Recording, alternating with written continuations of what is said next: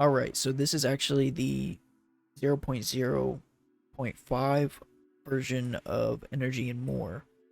I did add a few different things, so I'll just show you pretty much everything and then I'll go over how the new machines work. There's only two of them, but anyways, they're really cool.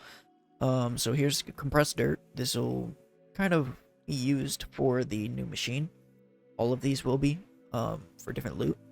And then also this could just help you save room in your chests and everything by compressing your dirt, because I mean, it's literally just a, like, I'll show you. If I just take this, go in here, and compress it, I mean, that's literally 9 dirt into one, so you can uncompress it or whatever you want to do.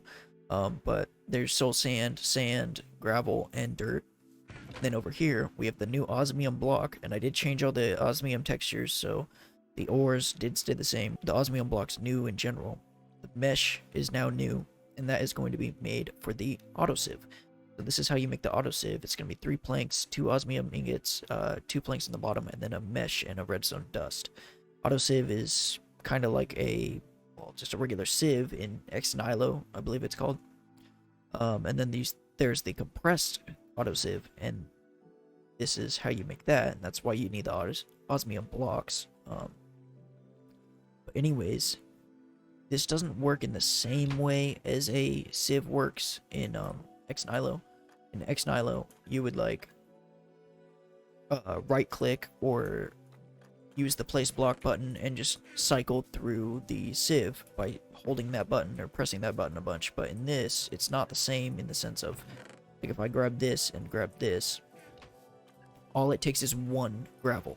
I'm not gonna have to give it a bunch. So once I put that in there, sometimes since it's updating, it'll take a little bit of trial and error pressing it, but it only will use 1 of the blocks, and I can put in dirt after this, so like it's not stuck on gravel and I don't have to go break it. But this one is generating a ton of stuff right now, mostly because this is set for like infinite energy, so it's constantly getting powered.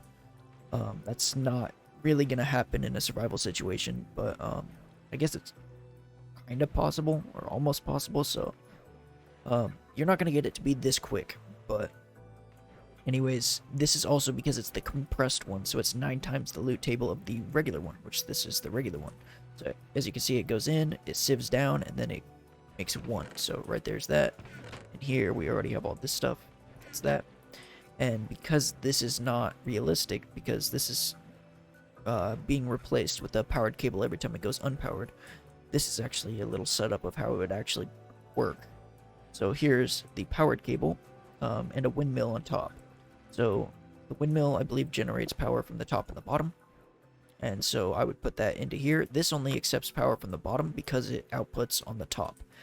And then that's basically how it works. As you can see, it's not getting any power right now, so it's not doing anything. In there is 1 gravel, and it just got power, so it's gonna cycle through. And then I'm gonna show you, this also works with Vatnage's cables as well. So every one of my blocks should be compatible with his cables, but the only thing that doesn't work is you can't use his blocks with my cables, because he would have to add something in his code to be able to allow that, and I don't want to have to ask him to do that. So if I go and take, well, what is it, the powered furnace, for example, I can put that right there, and I'll actually delete that real quick. You can see that works right here, but if I put it over here and take my cable, it does not connect, and so it's not going to work.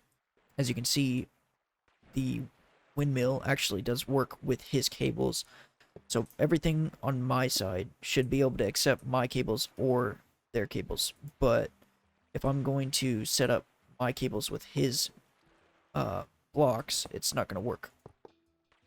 So yeah, so all my blocks work with his cables, all his blocks don't work with my cables, and that's just because of an issue with his code. He would have to add that manually. Sand is going to get you, like, from Xnilo, everything is actually very equivalent to what that would give you. So Xnilo's dust and sand loot table is mixed into one because I didn't want to add dust. So that's what this is. That loot table is sand and dust from Xnilo. Pretty much all this stuff. And then there is obviously the gravel we just showed. Here is the dirt, and then here is the soul sand. So soul sand is going to be the same as Xnilo's soul sand loot table, pretty much. I believe there was a couple things that I couldn't add, but for the most part, it's just like nether quartz, nether wart, ancient debris, or netherite scrap, I mean, and then gas tiers, maybe glowstone dust, yeah. And then if I do, what was it, dirt? Dirt is actually mostly organic materials like seeds, plants, and saplings. So it should be able to have every sapling, as well as I did add the new 1.19 mangrove propagule, or whatever it's called. So that does have a chance of coming through. Not sure if I'll get it, but yeah, so now I believe that is actually everything. And I will, I guess, make another video when there's another update, which will probably be around next week. Because I was expecting to have this video out a little bit earlier than now. Like yesterday, it was supposed to be out for sure, but I had some recording issues, and then today I realized there was a problem with the blocks, so I actually had to redo the sieves to try to make them a little bit better. And so now they're actually working perfectly fine, and they have a delay that works perfectly fine as well. So yeah, should be everything.